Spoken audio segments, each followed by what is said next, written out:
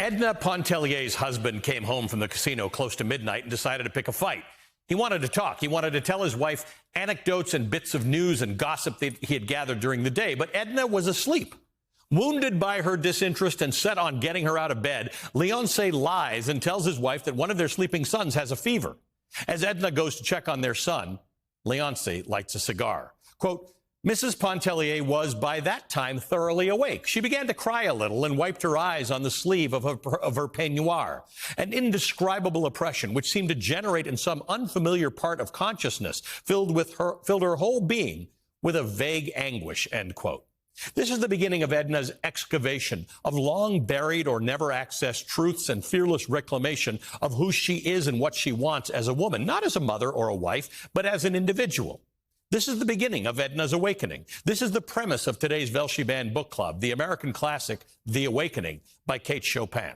Written 126 years ago, The Awakening is a story of identity, sisterhood, solitude, sexual liberation, and gender roles that still prevail in American society.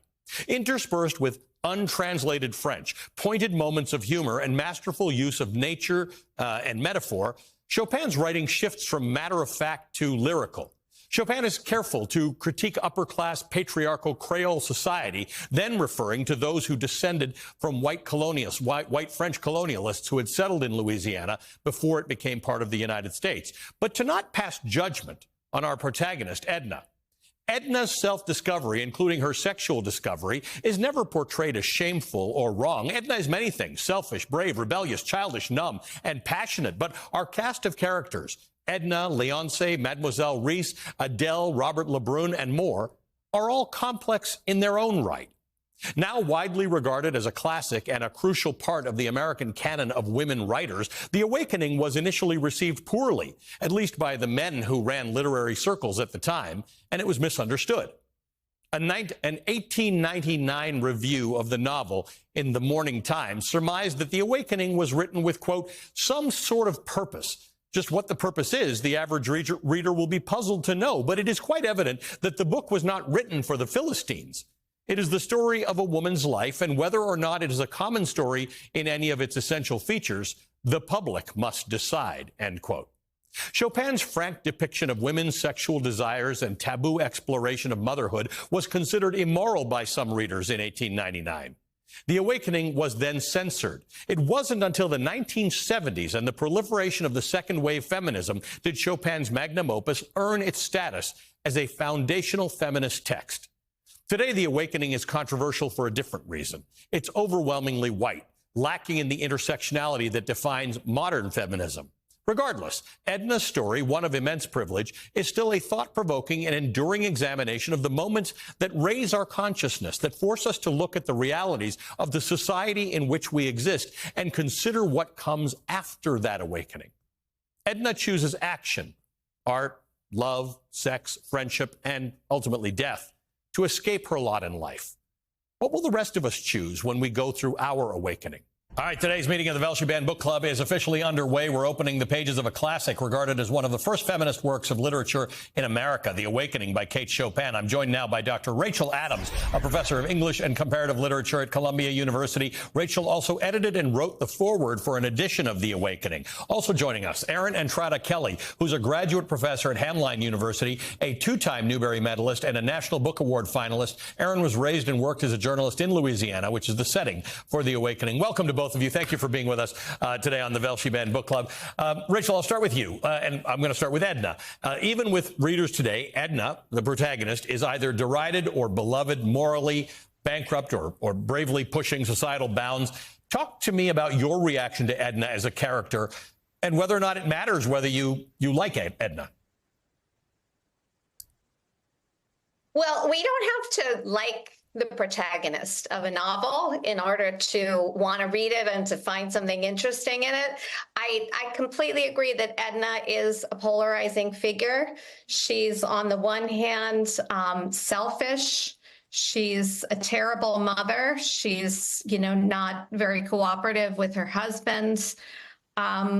She thinks only of herself. And on the other hand, she's having an understandable struggle to define herself. She is passionate about the arts. She has warm female friendships.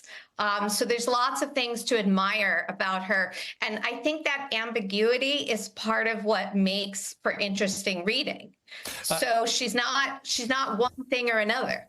Right. And certainly in that age, in 1899, we were defining women who had children as mothers, right? That would have been central. She was either a wife or a mother, or a wife and a mother. Aaron, in fact, motherhood, to Rachel's point, is central to the awakening. Let me just read one short passage. I would give up, quote, I would give up the unessential. I would give up my money. I would give up my life for my children, but I wouldn't give myself. I can't make it more clear. It's only something I'm beginning to comprehend, which is revealing itself to me.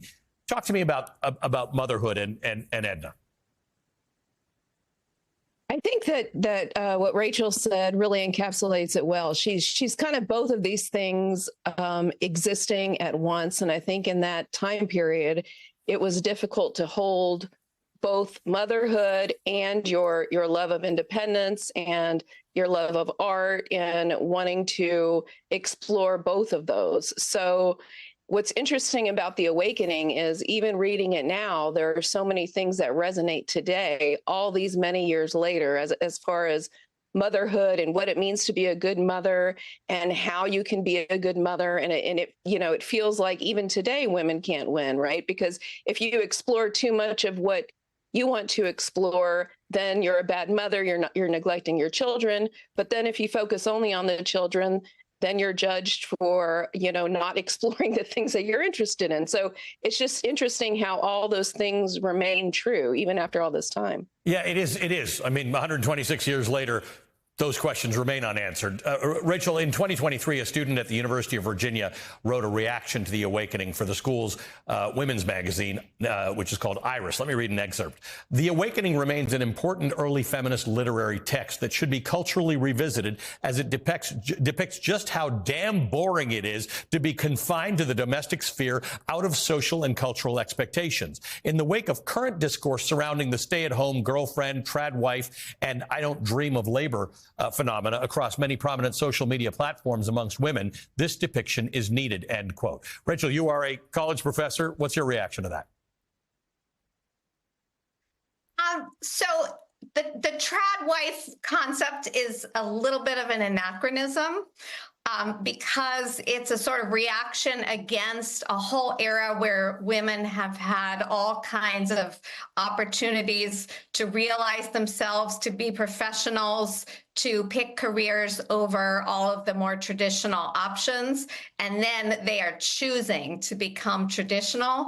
Whereas for Edna, there are no choices. And that's part of what drives her to end her life at the end of the novel, is that she's seeking out in many different ways opportunities to express herself as an individual. And she can't find one that's satisfying for her. That said, I think it's still worth, as Aaron said, her struggles feel relevant to us. And that certainly women today struggle between the social expectations of being wives and mothers, and wanting to have more to their lives and how to find some kind of balance. Aaron, I saw you nodding emphatically, so I just want to add to the question and then get your take on it. Mental health is an issue that comes up a lot in this book, and it's sort of separate from just the roles that a woman has. Most contemporary readers would immediately be able to recognize that Edna is suffering from depression, probably within the first few pages, and even before Edna's death by suicide at the end. Quote, it was not despair, but it seemed to her as if life were passing by, leaving its promises broken and unfulfilled. Yet there were other days when she listened, was led on and deceived by fresh promises which her youth had held out to her, end quote. In late 2023, we covered The Bell Jar by Sylvia Plath on the Velshi Band Book Club. The Awakening isn't regarded as a mental health book in the way The Bell Jar was, but it's definitely talking about something that is that we know to be mental health in 2026 that maybe we didn't understand in 1899. Sure. And I think that, this kind of refers back to the opening quote where you talked about, you quoted the book where she talks about this, she had this vague sense of despair. And that kind of, it reminds you of the feminine mystique. It reminds you of all these different things that have happened throughout the many years since The Awakening came out. And I think it goes back to kind of build off of what Rachel said. And the reason I was nodding emphatically is, so this trad wife phenomenon, that's happening right now, I feel like we should be careful in how we judge and approach women who are choosing different paths, because the key is choice, right? Freedom is choice and choice is freedom. And the difference is today, if a woman chooses to be a traditional wife and a stay-at-home mother, I think we need to be very careful before we judge that as a certain lesser than choice, as opposed to pursuing a career and et cetera. But I think because the difference is they have a choice now, right? And a lot of the mental health issues, the depression, the anxiety, I think that plays into that, is that you really can't win as a woman. You couldn't win then, and you really can't win now because, you need to be sexual, but not too sexual. Oh, you need to be a mom, but no, not that way. You need to pursue a career, but not too much. You need to be assertive, but don't be too assertive. I mean, you really can't win. I mean, and you need to care about your looks, but don't care about your looks. And it's true today, just as it was then. And I think for a lot of women who may not even be able to articulate that or may not even realize that's going on a conscious level, it can create a vague sense of unfulfillment and despair, just trying to figure out what's wrong. And it's maybe all these things that they can't even always articulate. There's so much in this book to explore, and I appreciate both of you taking your time to remind us about how relevant a book written in 1899 is today, not just for historical purposes and cultural purposes, because it's actually relevant. It's actually stuff that people are struggling with today. So thank you both. Dr. Rachel Adams is a professor of English and Comparative Literature at Columbia University and the author of the forthcoming book, Love, Money, Duty, Stories of Care in Our Times. And Erin Entrada Kelly is a graduate professor at Hamline University and the author of numerous books, including the forthcoming At Last She Stood.